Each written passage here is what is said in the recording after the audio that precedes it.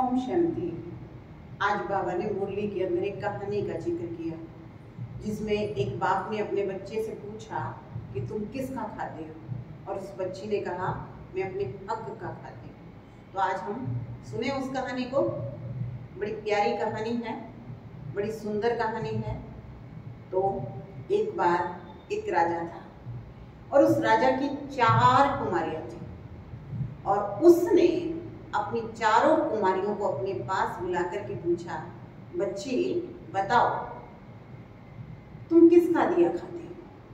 क्योंकि उस राजा को इस बात का बड़ा घमंड था कि मैं प्रजा को सारा धन धान्य देने वाला हूँ, मैं अपने बाल बच्चों को पालने वाला हूँ। तो इसलिए उसको इस बात का जो घमंड था, तो वो ये सुनना चाहता था कि मेरे बच्चे ये कहें, हाँ पिताजी हम आपका दिया खाते हैं। हुआ भी यही। उसकी 3 बच्चियों ने कहा, हाँ पिताजी हम आपका दिया खाते हैं, अगर आप नहीं होते तो हम इतने सुख कहाँ से पाते। लेकिन उसकी एक चौथी कन्या, उसने कहा नहीं पिताजी मैं आपका दिया नहीं खाती, मैं अपने भाग्य का खाती हूँ। तो उस पिता को बहुत गुस्सा आया।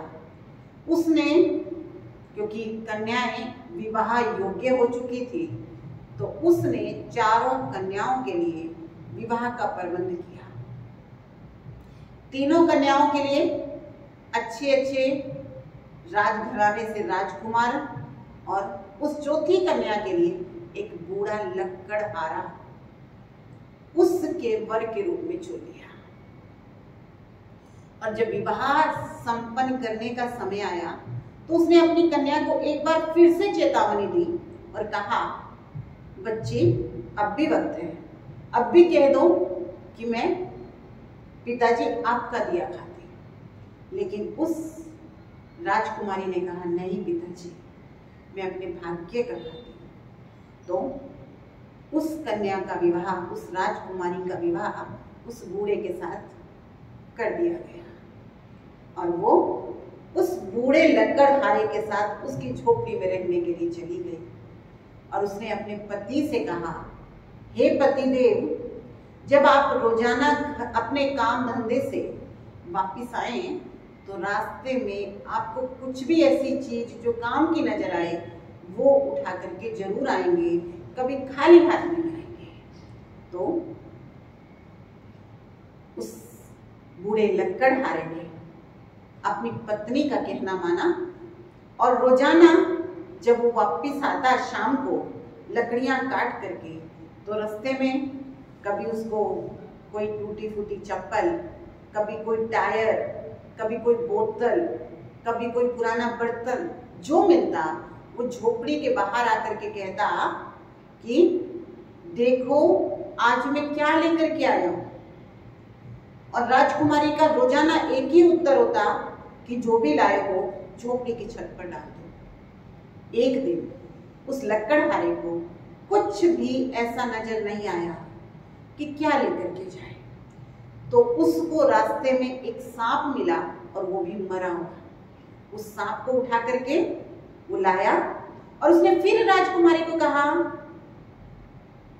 कि देखो मैं क्या लाया हूं। राजकुमारी ने कहा, जो भी लाए हो उसको छत पर डाल दो। उसने छत पर डाल दिया। लेकिन देखिए भाग्य की बात, किस्मत की बात, कि जिस दिन उसने उस मरे हुए सांप को झोपड़ी की छत पर डाला, उसी दिन वहां के राजा की रानी का एक कीमती हार, एक चील उठा करके उस झोपड़ी की छत के ऊपर से जा रही थी। और उस चील ने उस सांप को देखा, तो वो चील झोपड़ी की छत पर उतर आई, और उसने सांप अपनी चोंच में लिया और उस हार को वहीं छोड़ दिया, और चील उड़ गई।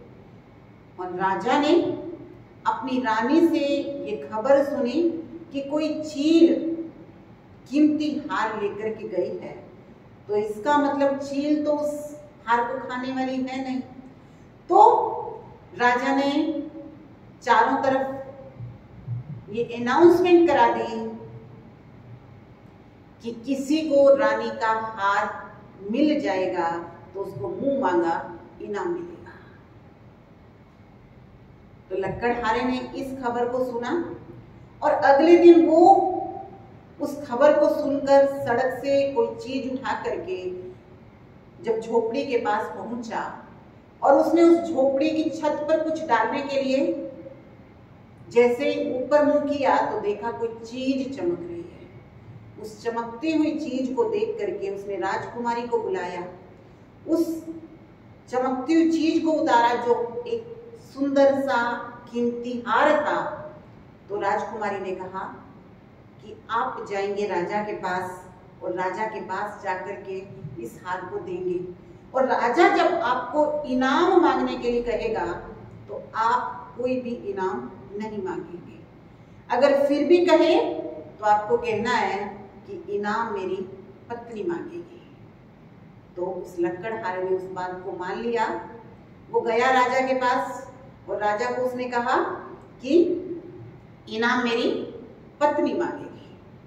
तो राजकुमारी अपने उस बूढ़े लक्कड़हारे पति के साथ राज दरबार पहुंची और उसने राजा से कहा, हे राजा, अभी कुछ दिनों के बाद दीपावली आने वाली है।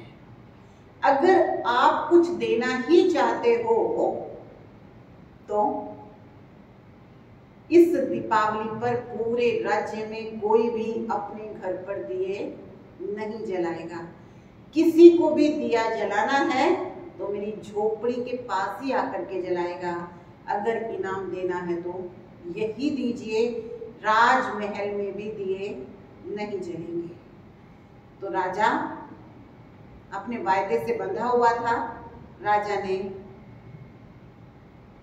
ये वायदा उस राजकुमारी के साथ कर लिया। दिवाली आई। दिवाली के दिन पूरे राज्य में अंधियारा, कहीं रोशनी का नामो निशान नहीं। अमावस्या की रात, लेकिन उस झोपड़ी के बाहर दियों की कतार, क्योंकि पूरे राज्य के लोगों ने, पूरे नगर के लोगों ने वहां पर दिए जला रखे थे। कहते हैं उस दिन लक्ष्मी घूमते घूमते आई और उसने देखा कि कहीं उसका सम्मान नहीं हो रहा और उस झोपड़ी के अंदर जहां लाइट थी, जहां रोशनी थी, जहां दियों की कतार थी, वहां उसने प्रवेश किया। और जैसे ही उसने वहां प्रवेश किया तो पूरी झोपड़ी सोने की, हीरों की जवाहरातों से भर गई। और उसने उस राजकुमारी से कहा कि मैं बहुत खुश हूं, आज तुमने मेरा बहुत सम्मान किया, बताओ क्या चाहती हो। तो राजकुमारी ने फिर उत्तर दिया, मुझे कुछ नहीं चाहिए। तो लक्ष्मी ने खुश होकर के कहा कि तुम जिस पति को बूढ़ा और लक्कड़हारा समझती हो, वास्तव में वो एक श्रापित राजकुमार है। उसको किसी ऋषि ने श्राप दिया हुआ है जो लक्कड़हारे का जीवन व्यतीत कर रहा है। तो आज तुम्हारी इस सम्मान से खुश होकर के मैं तुम्हारे पति को श्राप मुक्त करती हूँ। तो वो लक्कड़हारा, बूढ़ा लक्कड़हारा सुंदर राजकुमार बन गया और उसकी पूरी झोपड़ी के अंदर धन धान्य, अशर्फियां, सोने के मटके भर गए और लक्ष्मी उनको वरदान देकर चली गई। अब हुआ क्या, उसने उस झोपड़ी की जगह पर सुंदर सा महल बनाया और उस धन की भरे हुए मटकों को रोज सामने रखती और रख करके कहती, देखा मैं किसका दिया खाती हूँ, मैं अपने भाग्य का दिया खाती हूँ। मैंने तो तुमको ठोकर मार दी थी, मैंने तो तुम्हें छोड़ दिया था, फिर भी तुम मेरे पीछे पीछे चले आए ये धन। तो उसी तरीके से उसका वो पिता, उसकी भी ममता जागी, उसके भी दिल में आया, एक बार जाकर के मैं देखूं तो सही कि मेरी बेटी का हाल क्या है।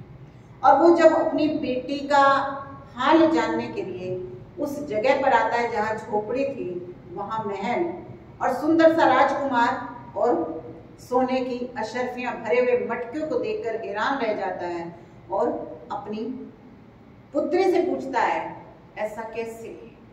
तो वो कहती है पिताजी मैंने आपको पहले ही कहा था कि मैं आपका दिया नहीं खाती, मैं अपने भाग्य का खाती हूँ। आप भले मुझसे कितना भी छीन लीजिए लेकिन मेरा भाग्य मेरे पीछे पीछे चला आएगा। तो देखिए ये धन, इनको मैं रोज ठोकर मारती हूँ लेकिन ये धन मेरा पीछा नहीं छोड़ता। मैं कल भी राजरानी की तरह जीती थी, आज भी मैं राजरानी की तरह जीती हूँ। तो याद रखिए, हमेशा इस बात को ध्यान रखना चाहिए, हमारे पास जो कुछ भी है हमारे भाग्य का है और भाग्य कैसे बनाना है वो विधि हमको भगवान सिखाता है। ओम शांति।